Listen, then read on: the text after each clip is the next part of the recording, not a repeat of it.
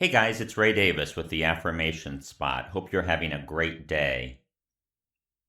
Everyone that uses affirmations and knows about affirmations knows that repetition and belief are the two most important aspects of using affirmations successfully.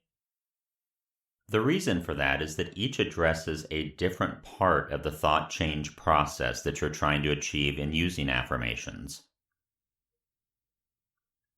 Today I'm going to tackle repetition, and we will talk about belief in another video. The reason for repetition with affirmations seems kind of obvious. The more you think, speak, or hear a thought, the more it sinks in, and that makes a lot of sense. The repetition aspect of affirmations is not targeted at your conscious mind. In fact, your conscious mind can be an obstacle to repeating affirmations as often as you need to succeed. After you use an affirmation a few times, your conscious mind is probably saying, okay, I got this, enough already. That's why repetition of affirmations is targeted to your subconscious mind. Your subconscious mind is harder to change than your conscious thoughts. Your subconscious mind has a longer memory, and it clings to old concepts and beliefs longer and more tenaciously than the conscious mind. Your subconscious mind works by association. For most people, many of these associations were developed in childhood when adult reasoning was not yet possible. For example, let's say you're at a zoo and you're looking at a tiger. Your conscious mind analyzes a tiger at the zoo. It's beautiful, it's big, it's a cat, it's interesting. Your subconscious mind tends to immediately associate tiger equals scary. That's why your conscious reaction to something is sometimes overridden by your unconscious feelings, emotions, and thoughts that rise from the depths. You cannot just affirm, I am a smart person, or I am a great baseball player, or I am healthier every day 10 times, and expect it to really impact your subconscious. That's insufficient to counter the long-held and often repeated opposing beliefs about each of these things.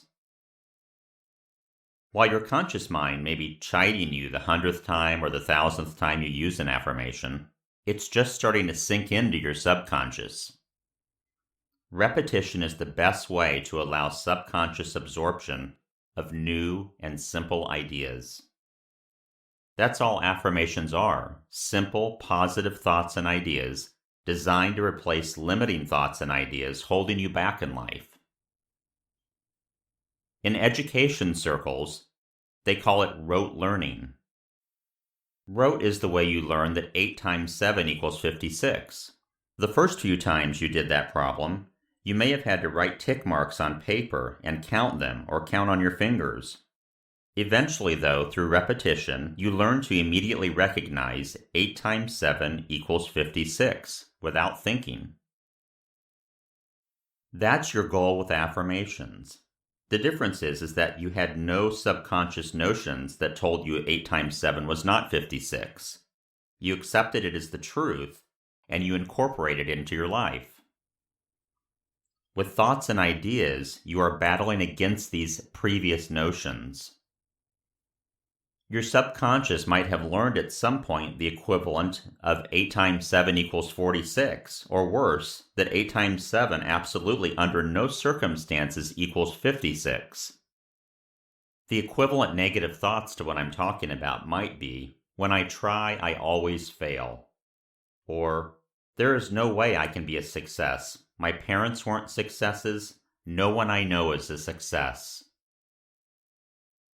When you approach an opportunity for success, these subconscious beliefs either hold you back or sabotage you somehow to reconfirm your belief in the old vision of you. That's why changing those ideas is so important, because that process works in reverse, in your favor, when your beliefs are affirming. You cannot dislodge these old ideas by saying or listening to an affirmation a few times. In fact, that's why most people fail with affirmations. They stop using them thinking they're not working. You have to soak the ground with new ideas so their seeds can germinate and grow. Okay, you're thinking, I get the concept, but if these thoughts are subconscious, how can I know the affirmations are making a difference? That's a great question. There are a couple of ways you'll notice the change. The first way you may notice your affirmations are working is what I would call a perceptible improvement in performance. You may notice some perceptible improvement in your performance or perception of the subject being covered by the affirmations. Secondly, you might notice a lightening of your mood. You may find your general mood lighten, or that you feel better and more confident. The third way you know the affirmations are working is that your negative self-talk is being overridden. You will start noticing your negative self-talk being interrupted and countered by your new positive thoughts on a conscious level. When the subconscious serves up, "You can't do that," your self-talk corrects and says, "Yes, I can." So you might be asking, how long do I have to repeat these affirmations? And the answer is that varies from person to person.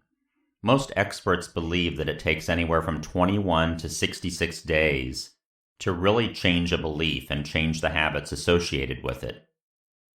So I would recommend using your affirmations every day for some period of time until you start to notice the changes we talked about a moment ago. Belief, which I'll discuss in another video, accounts for a lot of the results we see from the repetition in the real world. There are two ways for affirmations to access and change your subconscious ideas. The first is intentionally, and the second is passively. The intentional approach involves consciously saying the affirmation, reading it, or listening to it, with the goal of letting it soak in. The main disadvantage to this approach is the conscious mind's negative self-talk blocking the full impact of the affirmation. Passively absorbing affirmations is best accomplished by listening to them. By listening to them over and over while your conscious mind is doing something else, sleeping, working, driving, you can bypass a lot of the negative self-talk that might deflate the effort. This works in the same way that you might suddenly realize that you know the lyrics to a song you've been listening to almost unconsciously, and suddenly you'll find yourself singing the words even though you didn't realize you knew them.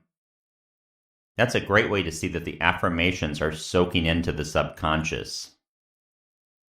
After a lot of repetition, you'll see the affirmations appearing in your mind and doing their work against your limiting thoughts.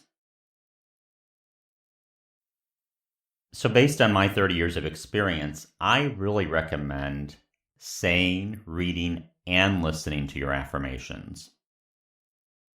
The saying and the reading can really make a difference in the intentional aspect of changing your mind, and that is important. The listening can be used to passively soak your subconscious with your new thoughts, and that has worked very effectively for me over the years. Guys, sometimes it's hard work with the affirmations, but hard work is what gets us where we want to be. There's no shortcuts. Really soak your mind with the things you want to think rather than the things that someone else has planted in your head at some point in your life. Our minds, as I always like to say, are like vacuums. Either we fill them with thoughts of our choosing, or someone else will. This is Ray Davis with the Affirmation Spot. I so appreciate you listening. I hope you'll click like and subscribe below this video. I'm really trying to grow my YouTube channel right now, and I would appreciate your support and subscription. That way you'll know when I release new videos. Remember, I believe in you. Meet me halfway and believe in you too. Everybody have a fantastic day, and I will talk to you again soon.